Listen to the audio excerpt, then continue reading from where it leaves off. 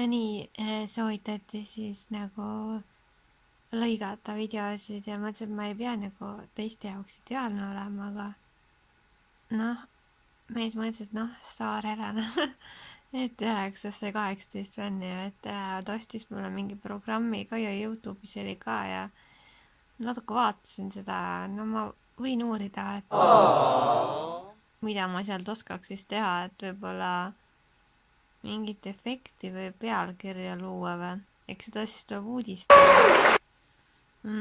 Siis kunagise uue kodu jaoks koristusvideosid lõigata ja mingit tümps taha panna oleks ju päris lahe.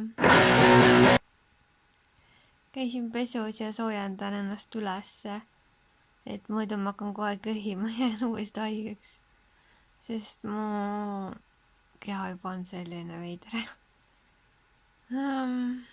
Olen üks igadus, na.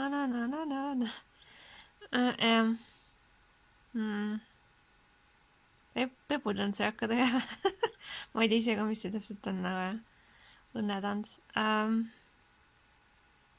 Kutse valvab ootamatult külalisi me ei oota.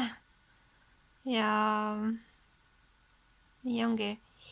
Ma ei teagi, ma lähen häkin seda kaamera asja ja siis vaatame, mis edasi saab, et oleks lahe midagi seal proovida, kuigi mingites tehnilistes asjades olen ma nagu eriti midagi mõika, aga mõnes mõttes on õpitav ja äkki ma saan kõigest aru, kes teab.